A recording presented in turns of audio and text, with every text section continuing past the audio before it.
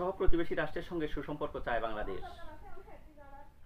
ভারত সহ প্রতিবেশী রাষ্ট্রের সঙ্গে সুসম্পর্ক চায় অন্তর্বর্তীকালীন সরকার। তবে সেই সম্পর্ক ন্যায্যতা এবং সমতার ভিত্তিতে হওয়ার কথা বলেছেন সরকারের প্রধান ডক্টর মোহাম্মদ ইউনূস।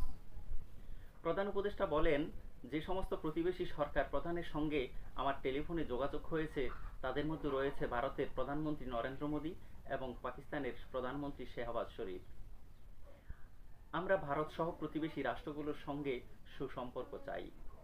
ভারতের সঙ্গে এরই মধ্যে বন্যা মোকাবিলায় উচ্চ পর্যায়ের দ্বিপাক্ষিক সহযোগিতার আলোচনা শুরু হয়েছে। দক্ষিণ এশিয়ার আঞ্চলিক সহযোগিতা বৃদ্ধির লক্ষ্যে সার্ক রাষ্ট্রগুলি পুনরুজ্জীবিত করার উদ্যোগও নিয়েছেন বলে জানান ডক্টর মোহাম্মদ ইউনূস। তিনি বলেন, আমরা চাই দেশ যেন গণতান্ত্রিক দেশ হিসাবে বিশ্বের কাছে সম্মানের সঙ্গে পরিচিত হয়। দেশের পরিকল্পনা যেন দেশের মানুষ কেন্দ্রিক হয়, কোনো নেতা বা দল কেন্দ্রিক না হয়।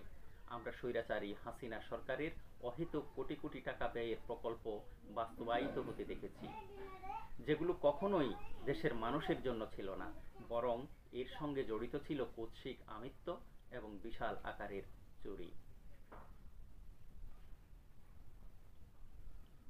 চলমান এবং প্রস্তাবিত সব উন্নয়ন প্রকল্পগুলো যাচাই বাছাইয়ের কাজ শুরু করেছি। প্রধান উপদেষ্টা আরও বলেন, প্রকল্প বাস্তবায়নের পর্যায়ে বিবেচনা করে বাকি কাজে ব্যয়ের সাশ্রয় এমনকি প্রয়োজন বোধে তা বাতিল করার কথা বিবেচনা করা হবে।